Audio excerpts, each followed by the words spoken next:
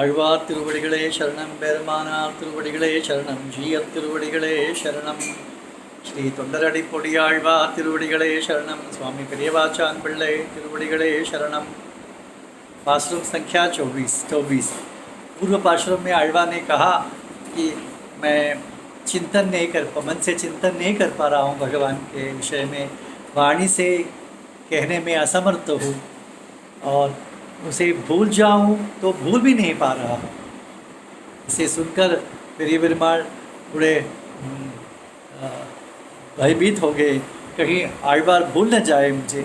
तो इसलिए आழ்वार के प्रति जो प्रेम है भगवान पेरिये पेरुमाल ने, उस प्रेम को उन्होंने दर्शाया। तो उस प्रेम को देखकर आழ்वार चकित रहेंगे, क्योंकि भगवान को हमारे प्रति जो प्रेम है उसके सामने हमारा जो उनके प्रति जो भक्ति है वो नगण्य है, कुछ भी नहीं है।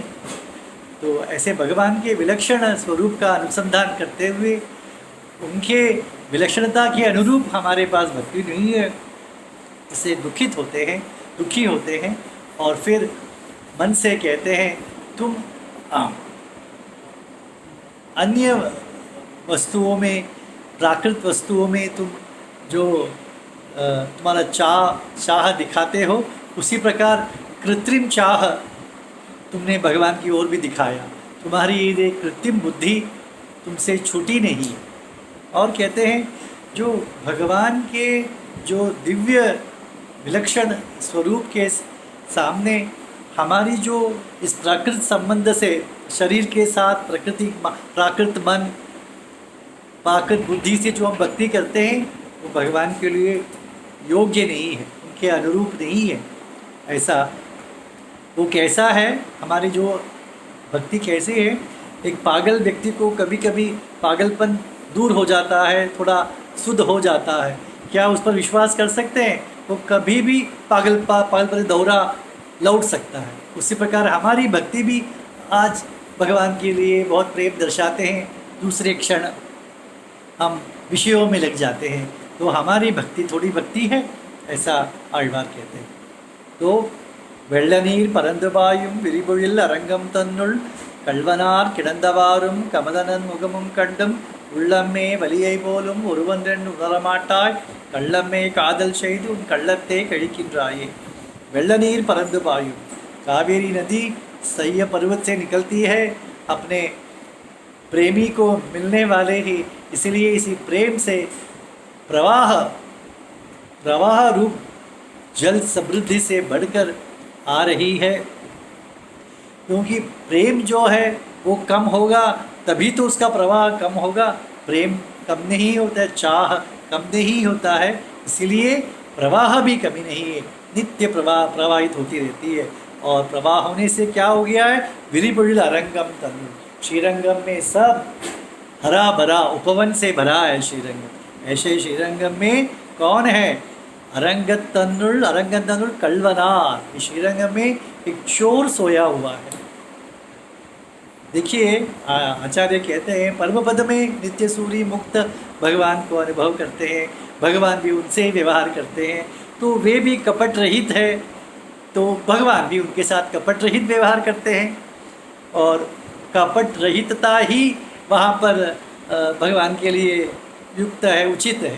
बट यहाँ हम लोग सब कपट वाले हैं, तो कपट वालों से कपटी व्यवहार ही करना चाहिए। भगवान का पर कपटी व्यवहार कैसा है वो देखिए आगे क्या कहते हैं। तो जल समृद्धि है, उपवन है, ये सब कहने के लिए बातें, जैसे कहा था पूर्व, लोगों को वशी करना, अपने वश में करना यही उनका हृदय में उनका सतत विचार चलते रहता है। क्योंकि भगवान का विचार क्या है, किन प्रकार मेरे पास आ गया समझो, तो मैं उसे मन को चुरा कर अपने खीसे, क्या बोलते हैं, पॉकेट में डाल दूँगा। यही शब्द वापरा आचार्य ने, पॉकेट शब्द वापरा है, तमिल का शब्द वापरा है, तो पॉकेट में डाल दूँ। हम कहते हैं ना पॉकेट एडिट, ऐसा कहते हैं ना इंग्लिश में। तो मैं जीव को पकड़कर मेरे पॉकेट में डाल दूँगा। ये न के प्रकार उसके लिए भी अनुभव, एक उदाहरण आचार्य ने दिया था पहले। जब युवा होता है, एक लड़की से प्रेम हो गया है, वो लड़की मंदिर के भीतर दर्शन के लिए गई है तो उसके पीछे पीछे ये जाता है, भगवान के दर्शन के लिए नहीं, लड़की के देखने के लिए। परंतु भगवान जानते हैं ठीक है लड़की के लिए आया तो मेरे पास आया ना, अब नहीं छोड़ूंगा, उसे पकड़ पॉकेट में डालूंगा, क्योंकि उसे आस्ते आस्ते प्रेम होने लगता है। अरे भगवान है कितना सुंदर है। मैं ये सच की बात है, मैं क्यू में खड़ा था तब एक लड़की खड़ी थी, वो कहने लगी कि मैं नास्तिक हूँ, मैं किसी पे विश्वास नहीं करती, परंतु ये पेरीपेरुमाल संगनाथ जो लेटे हुए हैं उनका दर्शन करने के पश्चात मेरे मन में कुछ हो रहा है, मैं उसके मन में भी कुछ भावना हो रही है। तो आज हो रहा है, वो आज तक कर रहे हैं भगवान। तो उसी प्रकार चोरी, ये लोगों के चोरी करने, लोगों रूप जीव रूपी चोरी, वस्तु को चोरी करने के लिए वो पड़े।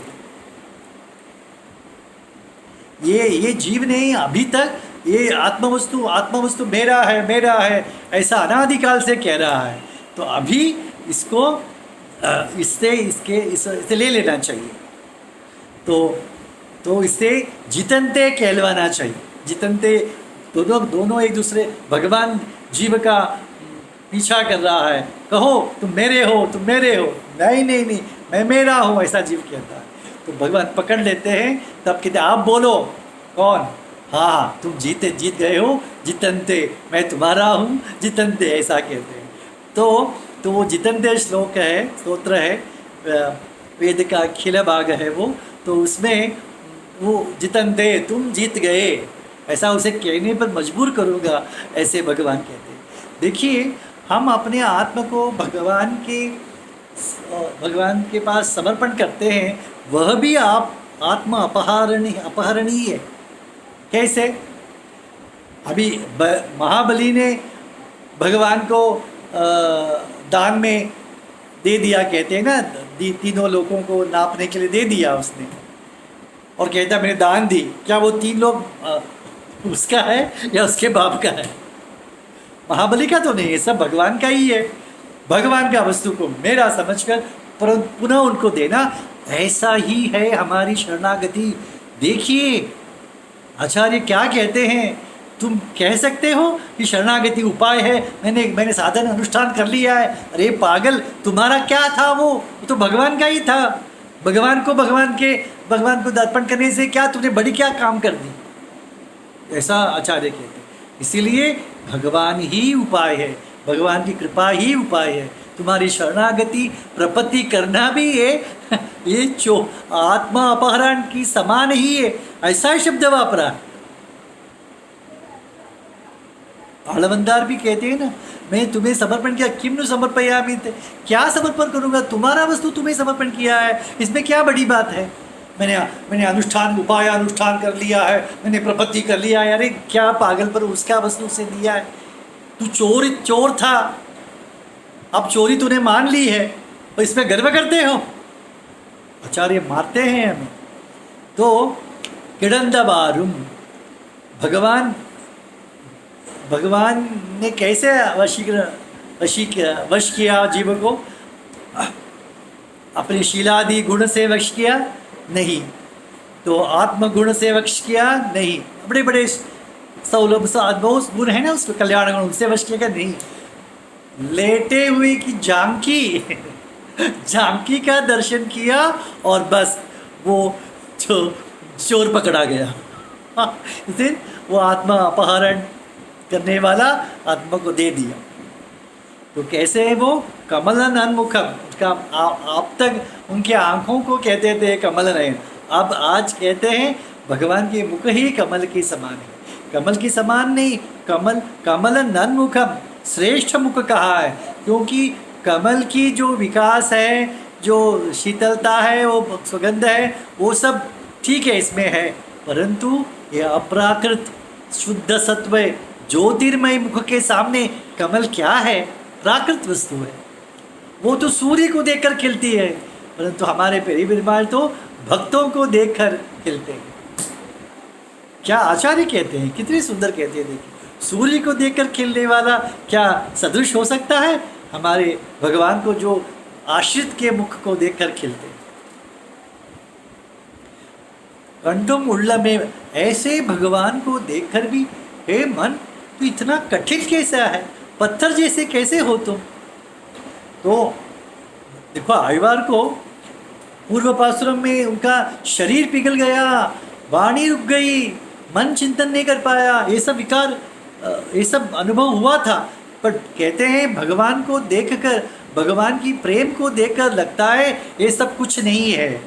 देखिए इसीलिए हमारे संप्रदाय में कहते हैं अद्वेष, तुम कुछ भी करो उसके कृपा के सामने तुम जो भी करते हो वो अद्वेष मात्र है, द्वेष रहित इतना ही कह सकते हैं।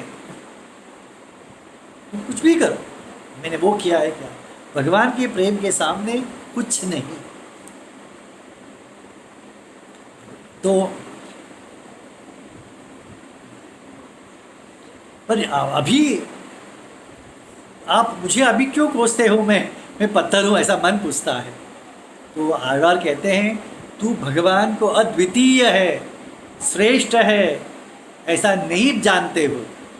यदि श्रेष्ठ जानते हो तो, और उसके आश्रित वात्सल्य को, गुण को जानते हो, तो उस भगवान के सदृश तुम्हें भी प्रेम जागना चाहिए था मन में, वो तो नहीं है।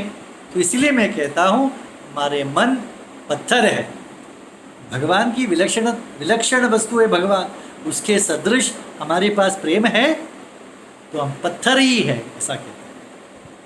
तो कि आपने तो पूर्व पाश्र में कहा था कि आंखें मेरे भर आ रही है, ये सब क्या है, तब तो वो कहते हैं ये सब चोरी है।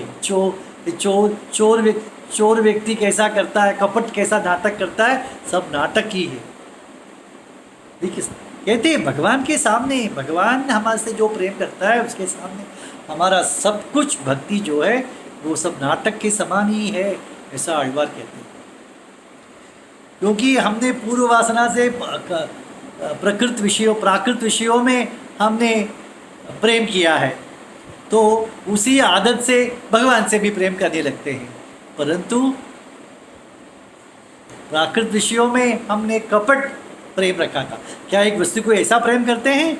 नहीं, कुछ दिनों के पश्चात वो प्रेम फीका पड़ जाता है, झूठ हो जाता है। तो उसी प्रकार हमने भगवान से भी प्रेम प्रेम किया है, वो भी झूठ है। क्योंकि भगवान के अनुरूप हम प्रेम नहीं कर सकते, ऐसा कहते हैं।